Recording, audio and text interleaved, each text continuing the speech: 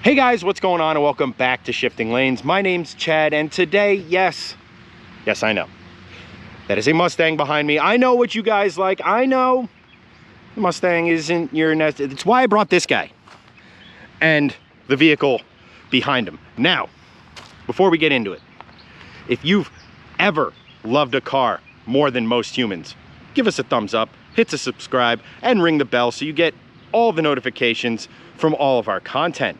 Today's video though, yes, it's featuring the Mustang. Yes, I have Greg in the Polestar. And why are they together? Well, last time we raced them. Seems kind of natural. We're guys, we need to know which car's faster.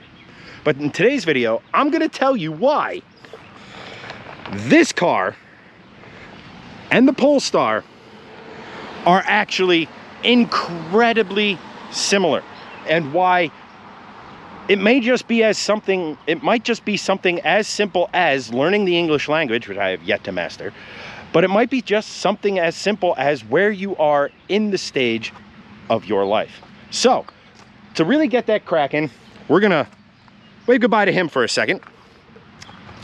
We're gonna hop in the Mustang, and I'm gonna start to explain myself. Stay tuned. All right, first things first, I know this is a weird one, but bear with me because I personally believe this Mustang is very similar to that Polestar. They may not seem like it, but I will get to that in a second. But first, I kind of have to define what a Mustang is. Now, we all know the Mustang has been around since 1964. Therefore, it should be very well defined at this point. But basically, at its core, it is a very good-looking body on top of a fairly simple family sedan chassis. The original Mustang, very famously, was a gloriously beautiful-looking body on top of Ford Falcon running gear, all the way down to the straight six, the V8s, etc. It was effectively a Falcon in much better looking clothing. Not to say that Falcons back in the day weren't good looking, but they were nothing compared to the original Mustang.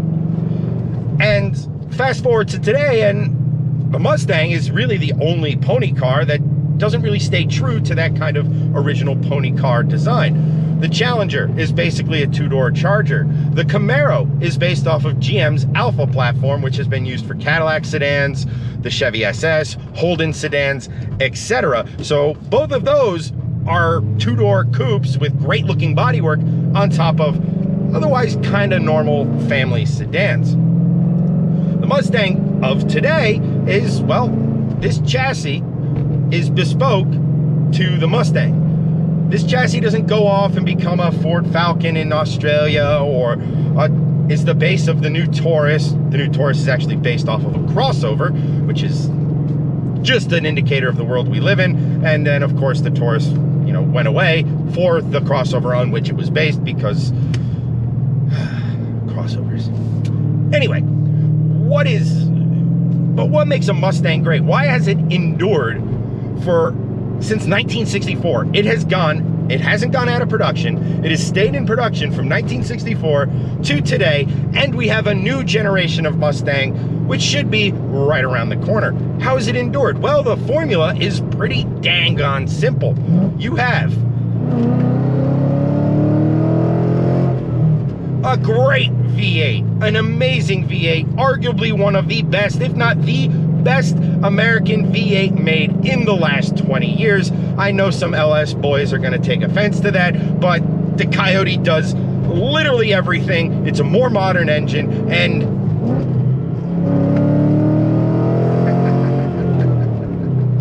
the thing loves to rev. It's got the torque, but it loves to rev, something a pushrod V8 cannot do. Well, they can, but in any rate, step one, amazing V8, check. It's a 2+2 layout, so you have two seats in the front, and small people, children, pets, two seats in the back, which really are not seats. They were originally put in there just so it could have 4 seats to fool insurance companies. And then you have power going to the rear wheels, all very, very simple. But that has endured. There's something Americans love about a simple V8, a simple, honest performance vehicle. But This isn't a Corvette. This isn't your true 911 competitor, because they are a little bit on the heavier side. And really all of that is done to control cost. If this thing had carbon fiber everywhere, if it had the lightest weight materials for the entirety of the chassis, well, then you'd effectively end up with, well, a Corvette. And Corvettes are significantly more expensive than Mustangs. So it is affordable. It is effectively power, presence, and experience, but priced at a point to where the masses can enjoy it. The thing the Mustang doesn't really cater to is, well, you know, the people with 2 kids, who are married, who have a lot of stuff to lug around. Basically, well, people like him. This guy. Believe it or not, this is what peak dad looks like. This is what being happily married with 2 kids looks like, and that is very important to today's video. This man's dad bod aside, you are very obviously married, father of 2. Yes, as far as I know. So when you're looking at a car, pretty sure you should know, you were there. Yeah, I was there. When you're looking at a car, what are the, first and foremost, take everything that we do out of the equation. Right. What's the most important thing? So the most important thing is, if you're a dad, safety. So you want a safe car. That basically hits the nail with the head. You want a safe car, you want to make sure your kids are safe, you want to make sure your family is taken care of in the unfortunate event you get in an accident, right? Second thing is practicality. You have kids, they have a metric ton of bleep. They all need to shove it in the back seat. Is that the new hot toy this year? The bleep? The bleep, yeah, yeah, yeah, it's the new Furby. But you want practicality. You want something that could carry your kids' stuff around, whether that be a wagon, an SUV, a very large sedan with a huge trunk, something like that, right? You don't want a small compact car, you know, and you could do it, but here in the US, everything's bigger and you just need bigger stuff. So safety, practicality, utility on that same measure. You know, if you're a dad, you're going to be hauling a bunch of stuff, probably, whether that be mulch or kids' toys or camping stuff, gear to go on road trips, whatever. So again, utility along with practicality, sort of both going hand in hand. Back to the safety a little bit, maybe a little bit of all-wheel drive, you know, good in inclement weather. Front-wheel drive also cool, but rear-wheel drive probably not something that is, well, it's good, but not that. So what it boils down to is not that, and yes to this. Sad horsepowers. Sad horsepowers. How do you balance? So like, we're enthusiasts. Right. That is the most enthusiast's car to ever enthuse enthusiasts. Like, it's built for enthusiasts. Manual, front engine, rear drive, affordable, power. Sad cosmetic damage. But that aside, that'll be rectified, I promise. I know you guys care more about that than this, but the point of the matter is, this is enthusiast distilled to its basic essence. Where this car, the Polestar, comes into the equation is when you turn into him. And that's what I'm saying. So basically with this car, it does safety well because Volvo. Right. It does practicality well enough. Right. Because wagon. It's a smaller wagon, but it gets the job done. It's more practical than that. Definitely, yes. All-wheel drive. So we live in New Jersey, and it Correct. occasionally snows in the winter here, Correct. despite our best efforts. Yep. Long tube headers. Right. Has a back seat.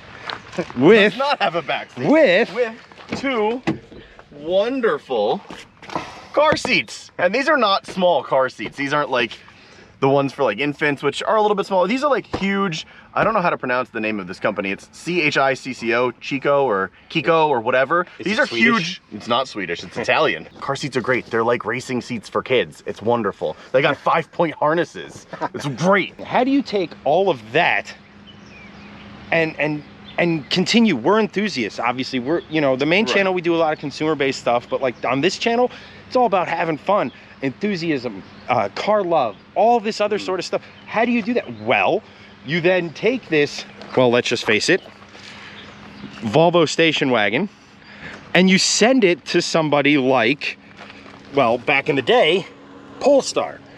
So I know a lot of you already know what this is, but Greg, give me the 30-second pitch on what Polestar did to this wagon to make it a Polestar. Okay.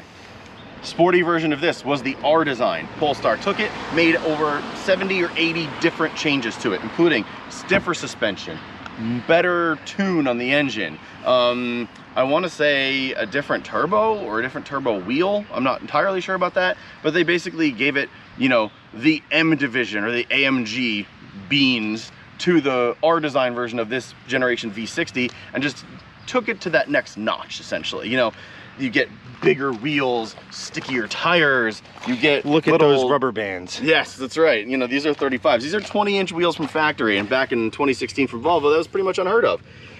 You get just that much more, a little bit aggressive than the normal wagon. So you can make it an enthusiast's car. In case you didn't cut, more power, more handle, more brakes. Yeah, pretty much, yeah. So yeah, these brakes are huge, actually, on the front end of this car. They're, I think, 14.3 inches in the front, which... 15. I know, but you have a Mustang. for a family station wagon, that ain't bad. It's always a measuring contest, kids. Yes, it is. What we have here, and why, what does all of this, what is all of this? This seems like, whatever, what does all of this have to do with why that and this are way more similar than people give it credit for? Well, here's the bottom line.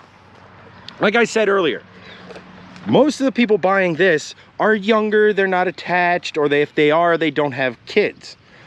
Most of the people who buy these have all of those things, right? So, yeah, again, this is an enthusiast car. This started as a practical car. But what this isn't, and the most important thing that I could possibly say in this entire video, what this is not, is one of those.